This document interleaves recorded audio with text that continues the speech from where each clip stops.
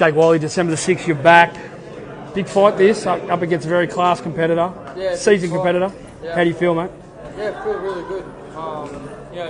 For Christmas, and I wanted one more just before Christmas, so this opportunity came up, and again, I want a busy year. I like the momentum, and I'll take any fight that comes my way. What do you know about Paul Fleming? He spoke a lot about his amateur career today, and obviously being one of the youngest fighters ever signed to top rank. Is he a person, when you first got into boxing, you knew a bit about him and that?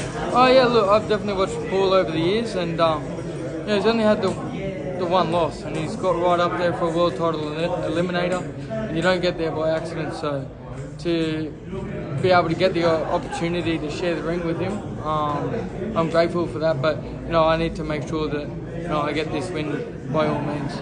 Now, speak on that.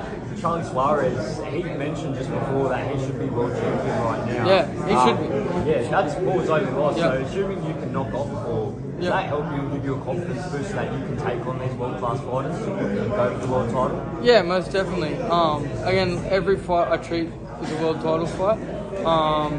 So look, I'm going to be coming in fit and strong for this, and yeah, look, if it puts me up there enough in the rankings to be able to get a shot at the interim or some sort of a world title, I'm taking those fights. But again, in the meantime, I need to stay active, I need to stay busy, because time out of the ring is no good at all.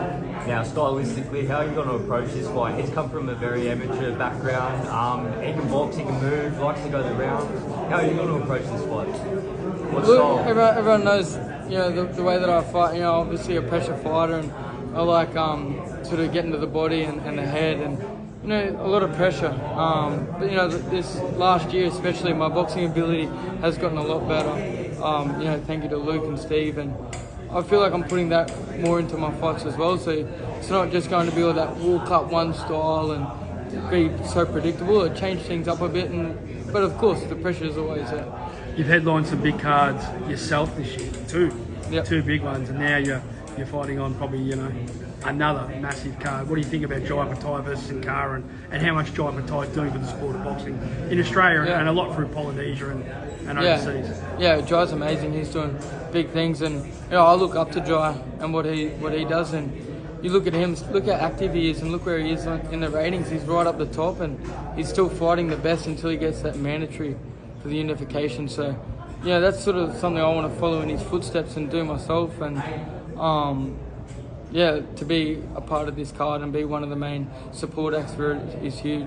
Final thoughts on what's going to go down December the 6th against Paul Fleming? I'm going to get both hands raised. How? You have to wait and see. Could be a stoppage, could go the distance. A couple of the fights have gone the distance, and I lost to George, but I'll be winning this one.